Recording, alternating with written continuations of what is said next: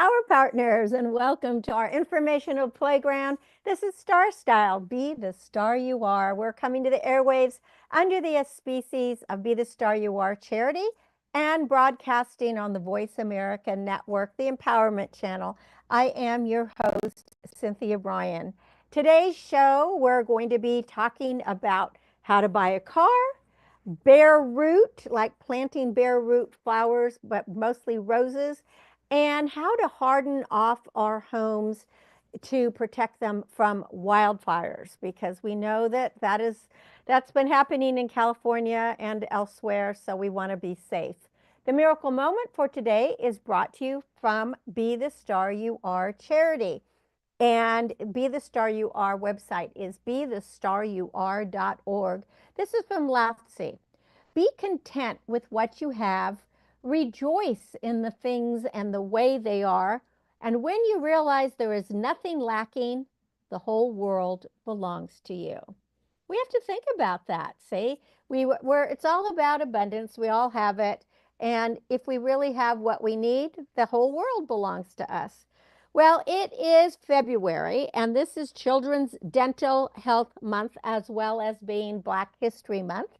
But for your kids is the perfect time to schedule a family dental exam. Just remember that smiling gives your face value.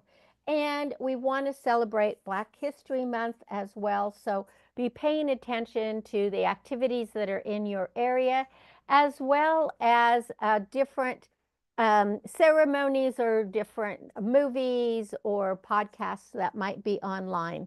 And then coming up towards the end of November, I just want to remind you to make sure to watch the Screen Actors Guild Awards. They're going to be live on Netflix on Sunday, February 23rd, 8 p.m. Eastern. That's 5 p.m. Pacific. So exciting to have it on Netflix. I'm a Netflix fan. It's actually the only thing that I subscribe to. But because I'm a voting member in Screen Actors Guild, I have spent the last couple of weeks diligently watching so many of the different shows, TV shows, as well as the movies. And they're also very different. But I think my favorite part of this season is watching the behind the scenes interviews that the different people from Variety and different magazines are doing with the actors, producers, and directors. It's such an insight into the whole thought process of how you create a character or how you write a movie. And some of the movies are a little strange, and some of the nominations are definitely what I wouldn't have, if I was on the committee to nominate this year, they wouldn't have been my first pick, because there seems to be some other ones that were left off. But we'll leave that to you. So that's on Sunday, February 23rd, 8 p.m. Eastern, 5 p.m. Pacific, live on Netflix, the Screen Actors Guild Awards. So tune in. And I love to tune in for all the outfits just to see what people wear. That is just always really fun. Well, when was the last time you bought a car, and what is the best time to buy a car? I mean, a lot of people wonder that. Well, the answer is a really simple one. It's like now. The actual answer is follow the thermometer, because car shopping, as a rule of thumb, is really based on temperature. When temperatures are low, the prices are low. So car shoppers are more likely to find a good deal in the cold weather months like December, January, February, maybe a little bit of March. And November and March, might come close, but the main 3 months are December, January, and February.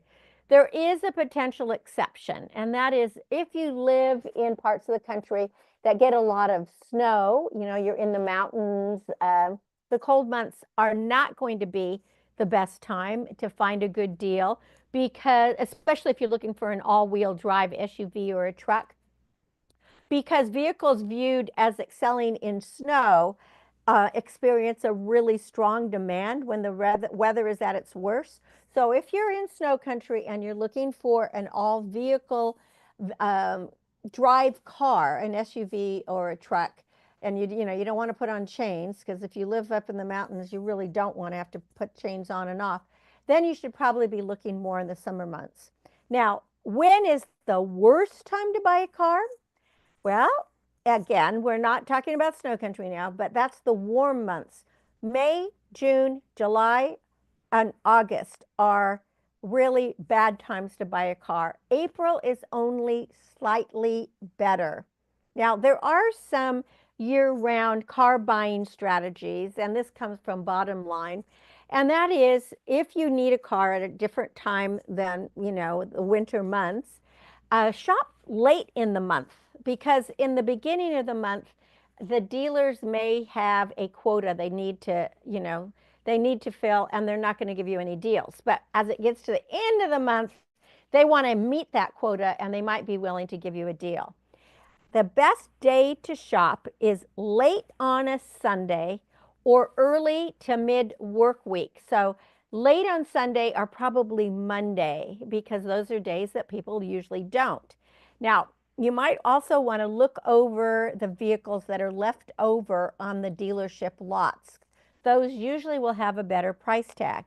And you should do your research before about the car's current market value. At least, look at the cars that you're looking at. Now, you can negotiate price with dealerships via email or phone before you ever have to go to a dealership. So you might want to think about that. That's a good strategy, because so often when you're in person, there's different ways that they are, putting things on top of it, doing add-ons. And the most important is, if you're going to finance your vehicle, have your financing offer in hand before you shop. Now, why is winter the best for car buyers? There's a combination of factors. And of course, it includes the weather but strong. If you go to dealer lots and you're starting to test drives, it's really unpleasant in the cold. And that means there's fewer potential buyers that are visiting the dealerships when it's cold out. And that makes dealerships and the salespeople more willing to be flexible with potential buyers who do come in to test drive. Now, usually car buyers are busy with other priorities around the holidays, and December is like a really busy month for people, and car shopping probably gets pushed to the bottom of the list because people are out, doing their holiday shopping or their gift buying or whatever they're doing, or getting their Christmas trees. But despite all the December advertisements that feature vehicles with giant bows on top, cars are not purchased that much as holiday gifts. So the very best days in the entire year for finding a car deal are probably New Year's Eve and New Year's Day. Now, I know we're past that now, so you may have to think about that for next year, but that's a thought. If you're thinking, if you're looking towards the future of getting a car, it adds up to fewer potential buyers because people just aren't around. And then buyer schedules start to open up a little bit in January and February, but still the bank balances are probably an issue because it's the post-holiday months and people's credit cards are coming due. So some shoppers spend so much on holiday shopping that they're not about to buy a car in the months that follow, which gives you, if you have the money to buy a car or you have the financing to get a car, it does give you a heads up. Now, when dealerships are up against deadlines, that gives them a strong financial incentive to meet their sales targets. And that's why I said the deadline is often at the end of the calendar month. Sometimes it's the end of the quarter, or sometimes it's the end of the year. So again, getting back to those December days, that represents the end of all three of those time frames. Now, buyers have no way of knowing which salespeople and dealerships are desperate to meet their sales targets. So one strategy is to contact as many dealerships as possible, like in late December, and express a willingness to move quickly to complete a sale if the right deal appears. And you might get an attractive offer before the end of the year. Now, As soon as the new year rolls around, then all those new cars, they seem older, right? Because now there's a new year. It went from 2024 to 2025, and that makes the 2023 models 2 years old. So even though the car's only one day older on January 1st than it was on the 31st, dealerships are really aware that the psychological factors could play a role. So the new year could be a time when the dealerships realize they're going to have to put more flexibility in the prices to sell the cars that have been sitting on their lots.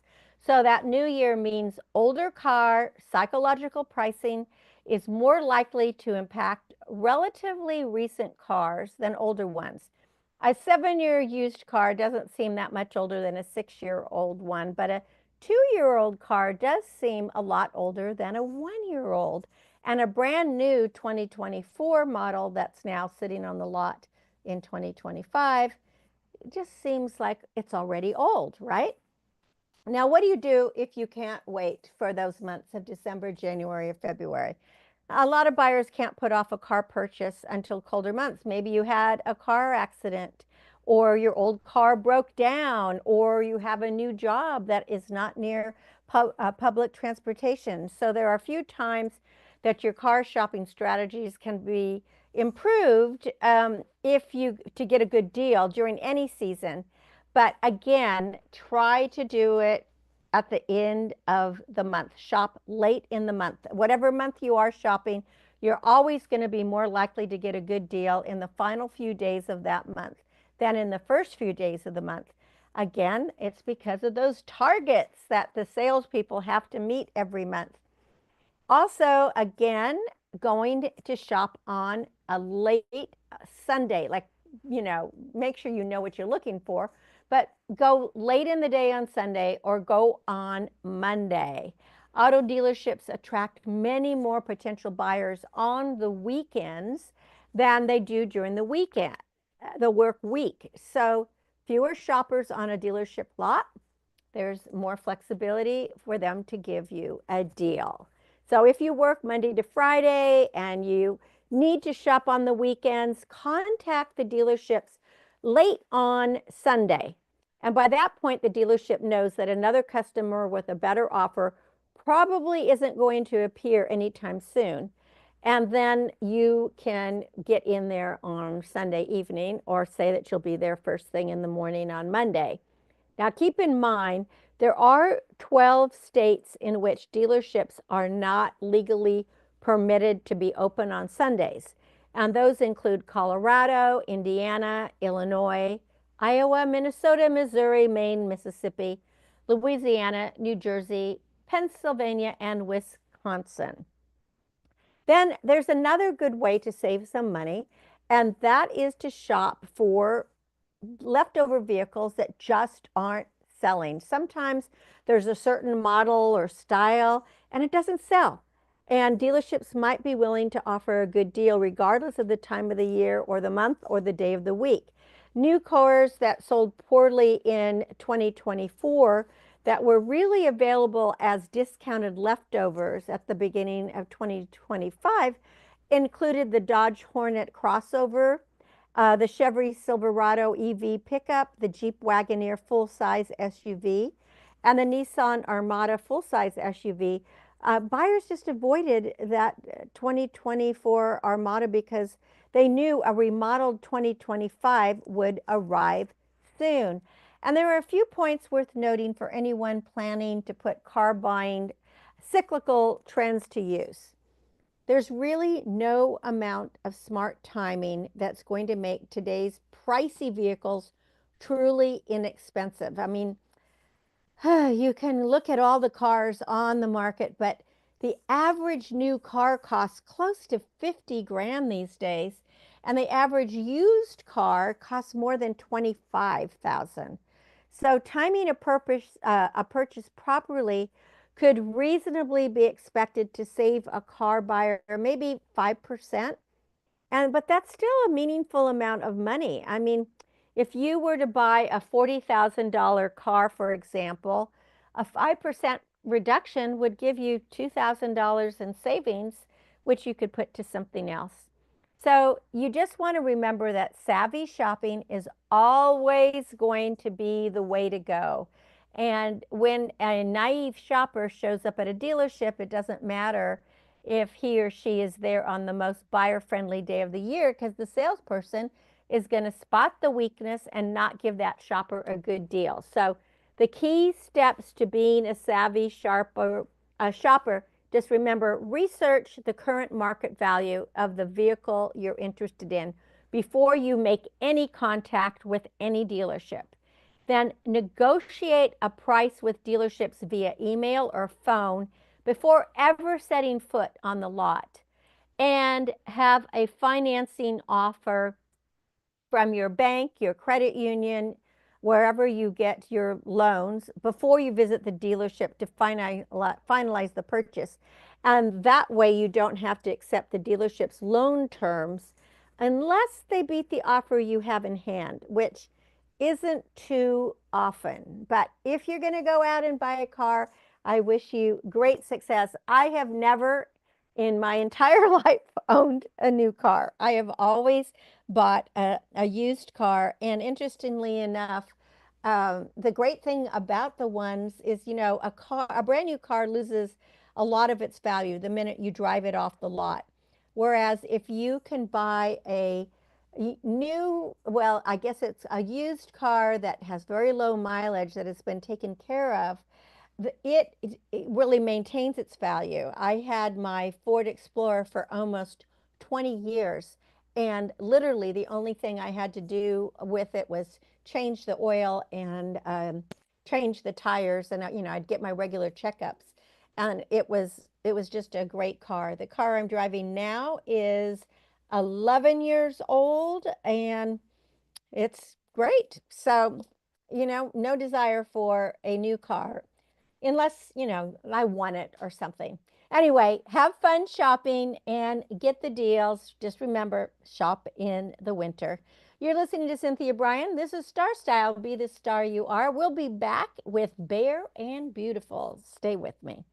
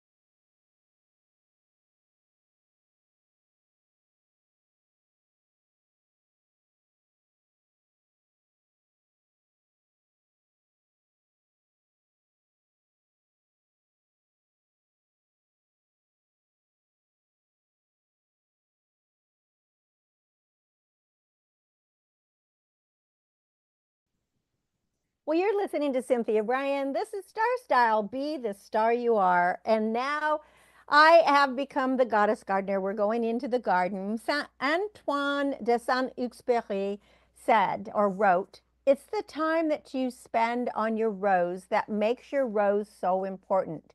You become responsible forever for whatever you tamed. You're responsible for your rose." And that was from the book Le Petit Prince. And it's without a doubt one of my absolute favorite books. It's very inspirational. I read it and I reflect on it often because we do become responsible for what we tame. And I tame plants, especially roses. And over the years, I have cultivated more than 100 different rose bushes in my garden. And because I adore them so much, I continue to propagate and let them proliferate. And in this month of love, roses are celebrated as the fleur d'amour, the flower of love. Since ancient times, roses have been the symbols of affection, of passion, and of admiration. And to grow beautiful roses in your garden, You can either buy them fully grown, you can reproduce them from canes, or you can grow them as bare root plants. All methods usually result in beautiful blooms in the first year. So, what are the bare necessities? Well, this is the season for planting all bare root plants, especially roses. But you can also find bare root strawberries, grapes, raspberries, artichokes, asparagus, daylilies, peonies, apple trees, pear trees, and many other deciduous plants. And when you buy bare root, they're less expensive than purchasing potted plants at the nursery. Now, you're probably wondering, what are bare root plants? If you're not a gardener, you may not know. Well, what they are is the specimens are dug up when they are dormant. All the soil is removed by washing the plants or washing the roots, and then the plants are kept cool and damp. They're usually sold wrapped in burlap or plastic with sphagnum moss or sawdust surrounding the roots to keep those roots moist. And because there's no soil, both the grower and the gardener reap a savings in cost. They're also much cheaper to ship if you are buying them from a catalog or from some other grower where you're not going to directly to the nursery. Now, the secret to successfully growing bare root plants is to get them in the ground as soon as possible. Remove the packaging and the packing materials and really look closely at the roots. Examine those roots. If there's any damage, you need to trim the roots or the branches, and you make sure that the roots haven't rotted or they haven't gotten too dry. Now, what I do when I do my bare root anything, for roses, I soak them in a bucket of water overnight to hydrate. And most woody plants, like if you're going to do grapes or peonies, they can soak for just 2 hours. And perennials, berries, asparagus, they might only need like 20 minutes of water immersion. But the thing is to get those roots wet again. But those rose bush roots, they're so woody, they really need 24 hours. Next, you go and you mark your desired location, and you have to base it, of course, on sun and shade necessities of your plant. And then dig your holes deep enough and wide enough to allow the roots to spread.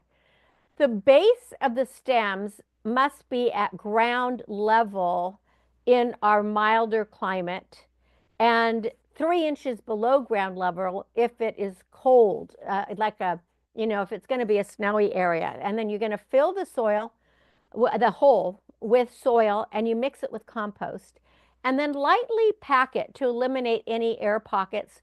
Water it slowly and deeply, and then you might need to add more moisture or stamp on it a bit because you do want to get it packed down. And then to hold in the moisture, cover it with a good quality mulch. Feeding, generous mulching, and deep watering will help encourage strong growth and abundant flowers. Now, how do you propagate roses from canes? It is so simple to propagate your non-trademarked roses from cane cuttings. And I have to say non-trademarked because some rose bushes are trademarked, and it's not allowed that you take them from cuttings. You're supposed to buy them. So what I do when I do my heavy pruning, I first remove any of the weak, damaged, woody, or dead stems. And I have been doing this for the last week, and I have another week because I have so many roses, probably of pruning to go. So I go out and I cut those damaged, woody, dead stems out.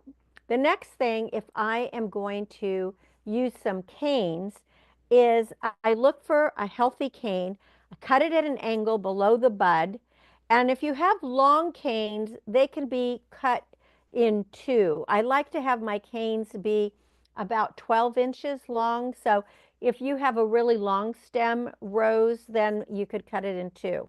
You strip all the leaves from the canes, and that's leaving it bare. That's why we call it bare. It's a bare stem with a root on it, but these don't have roots yet. They're just bare.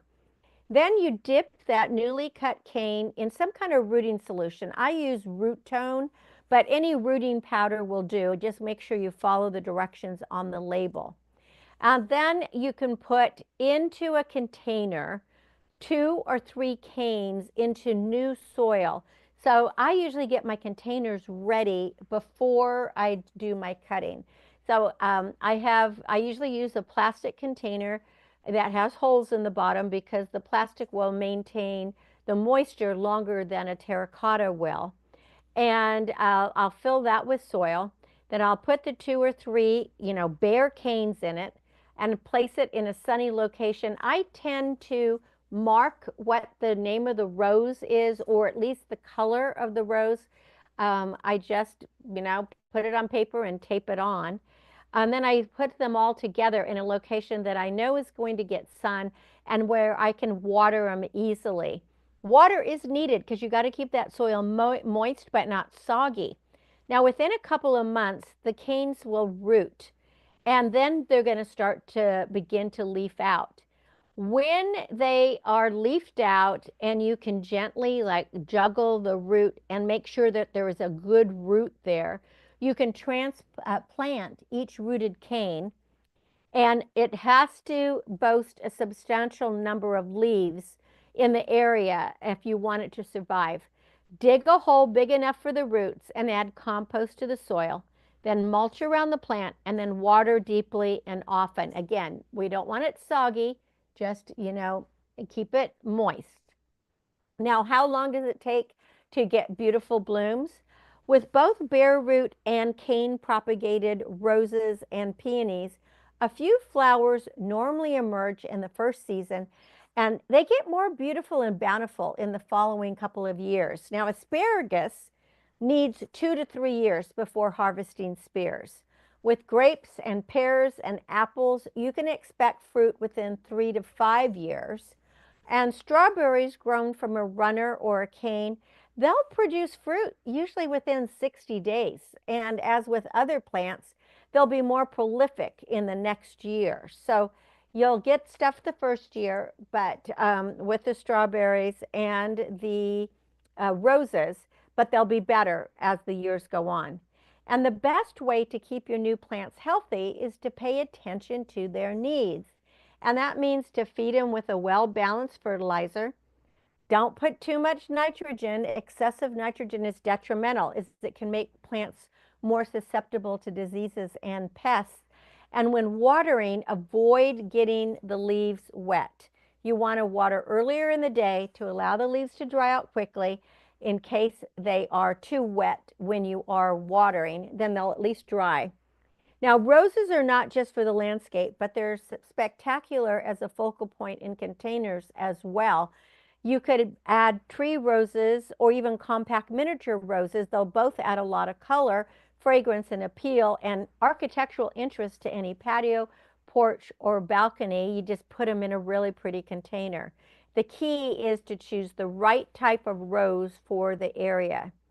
Now, these hit a few tips to growing roses in a container.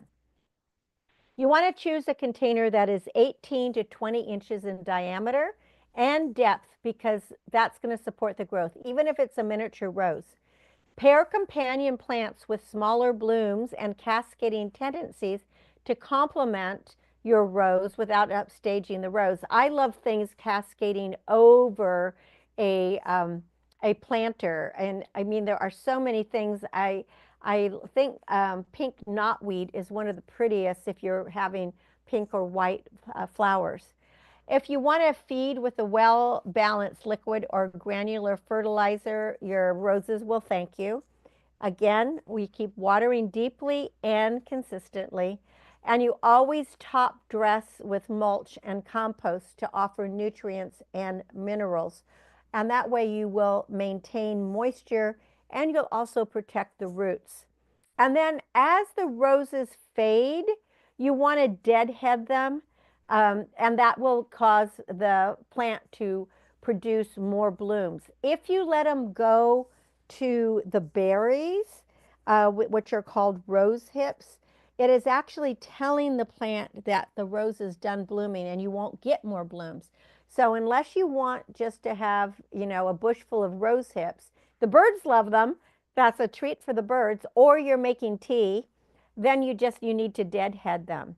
And then always in the winter months of January and February, you heavily prune your roses to about 1/3 of their size. So again, the time you spend with your roses, and of course with all your plants, will bring you such delight and pride. I mean, roses are rooted in generations of legacy. They're blooming with romantic elegance throughout the year, and you do become responsible forever for what you tame. And you will enjoy taming your roses. I call it bare and beautiful, and I highly recommend that you read Le Petit Prince. And if your roses are like mine are still blooming, and it's been very hard to do this heavy pruning because I didn't want to cut off all these beautiful blooms. So what I did today, and I did it last week too, is I go into the garden and I make long, big bouquets. I cut off all the blooms and like the buds that are getting ready to bloom. And then I make a beautiful bouquet for inside. I have bouquets in my kitchen and in my bedroom and in my bathrooms and in my entrance hall, and they are beautiful. So I hope that you cherish the love that this February will bring you and always cherish the love. So happy growing and happy gardening. And thank you for following me as the Goddess Gardener. And if you would like to have more information on the garden, consider picking up a copy of my book, Growing with the Goddess Gardener. It is available at my website at the best price you can find, cynthiabrian.com. You can go to /books or just click on the Starstyle store and you can get the book and it'll be autographed. It'll come with seeds and potpourri and other goodies from the garden, maybe even some special teas that I send to you. So again, that website is Cynthia Brian with an I. Just click on the Starstyle store and you'll be able to get Growing with the Goddess Gardener. While you're there, you might want to pick up Chicken Soup for the Gardener's Soul too. I also have it in CD, and that's the audio version. It's on a CD. And if you still have tape recorders, I actually have audio tapes, and I know they're coming back into fashion these days, so that's kind of fun. Well, stay with me. I'm going to have a business bite, and then when we come back from the business bite, we're going to talk about how to harden our homes for wildfires. Again, this is Cynthia Brian, Starstyle, be the star you are. Stay with me.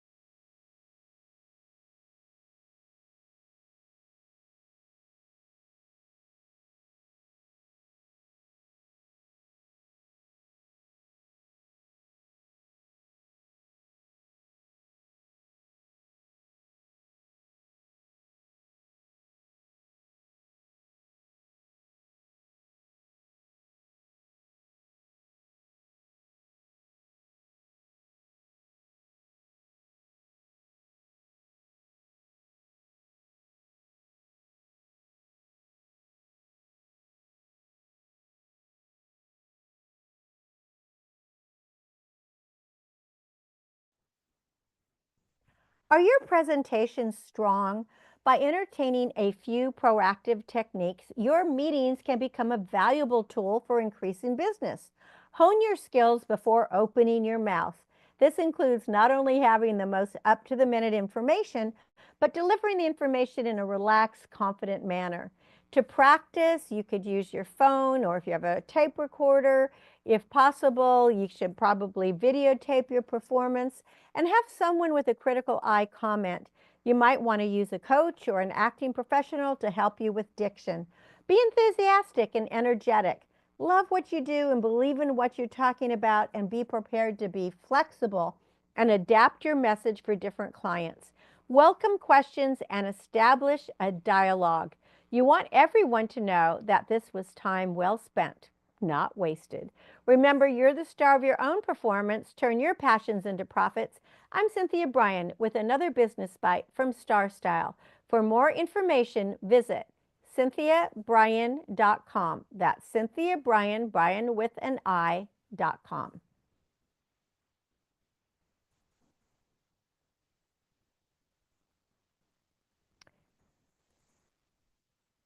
Well, welcome back to Starstyle, Be the Star You Are. Now we're in our third segment, and we're going to talk about how to protect your home and household from wildfires, some safety precautions and considerations that you can make.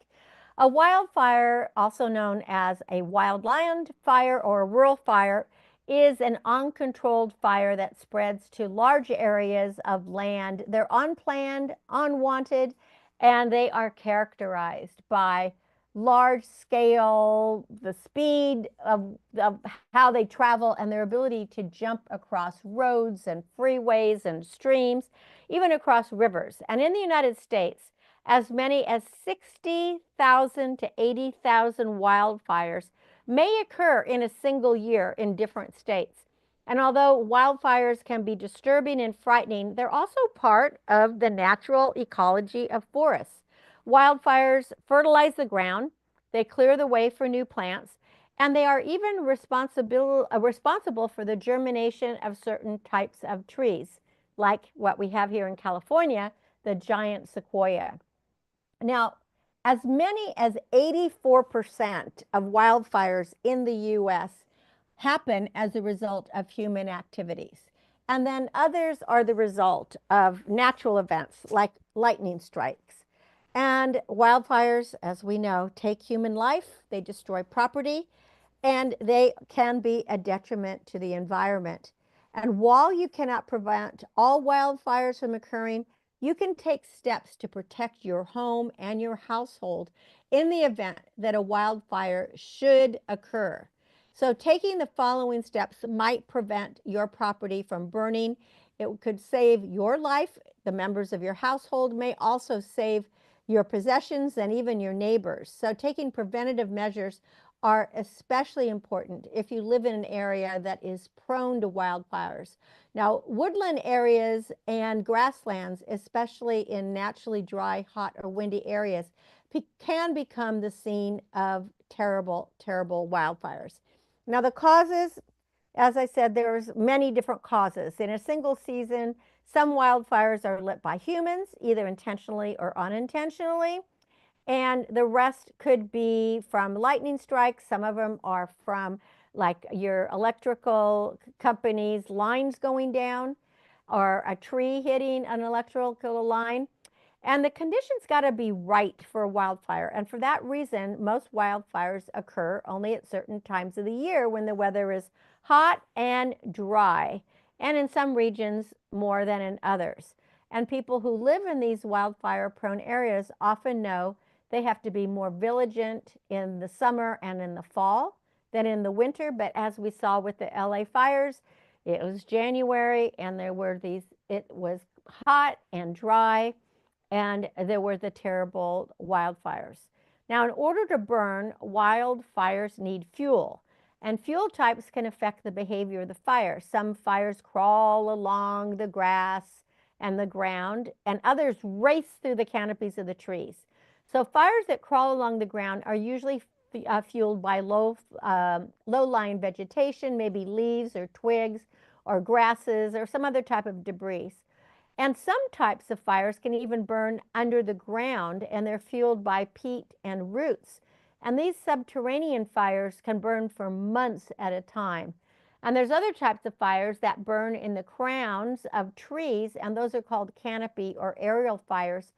And these fires depend on the density of the trees to spread.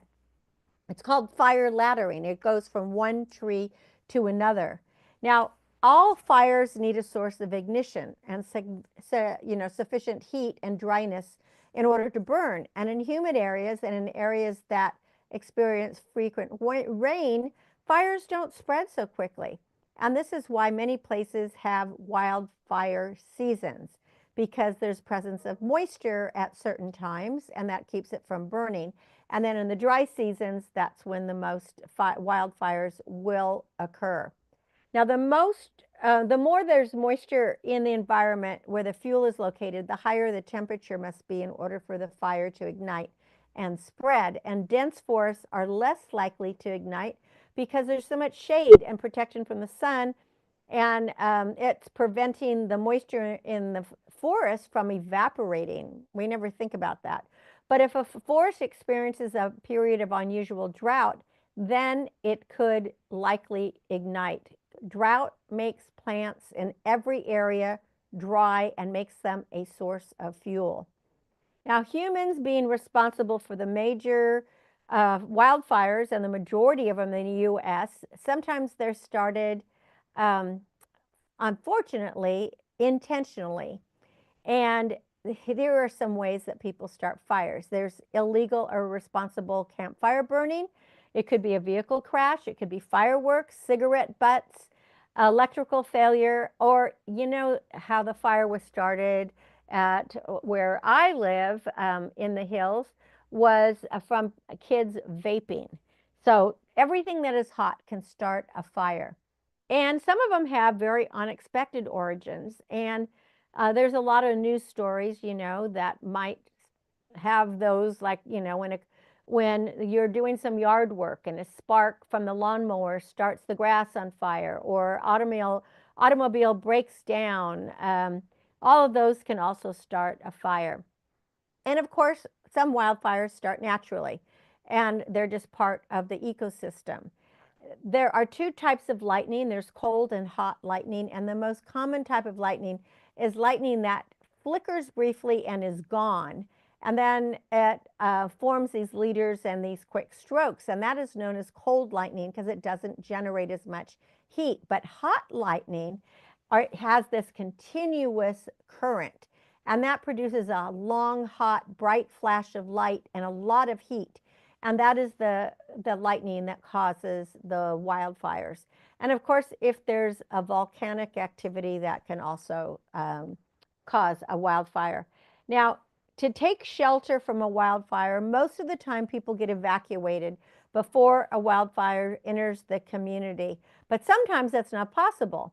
So sheltering in place inside a home or even a car might save your life. They're loud, they're smoky, they're hot, and sheltering in place as a wildfire roars past you would be a terrifying experience. And I don't know about being in a car, because a car could blow up so easily. But if you are not able to evacuate and you have a non-combustible roof and siding, and the fire is like 30 feet away, you don't want to go out and try to run it. You want to fill buckets, bathtubs, sinks with water. Bring your pets indoors, put them in carriers, and you need to stay inside. Put wet towels at the bottom of all exterior doors and turn off your climate control and fans. Then, of course, I've talked about the go bags before, and so you can check my blogs to see that. But if you must shelter in place in a vehicle, park your vehicle away from vegetation. Close but don't lock your windows and doors, and you want to turn off your air conditioner. Turn on your headlights and emergency flashers, and lay under a blanket on the floor. And once the fire is past your car, your house, you might be able to leave or walk. But how do you protect your home? Well, once a wildfire is in the distance, it's too late to protect your home. But there are precautions that you can take beforehand. And again, you want to have that emergency kit, which I talked about last year. You want to have an evacuation plan, really important. Your community might have a social media page or an emergency alert system.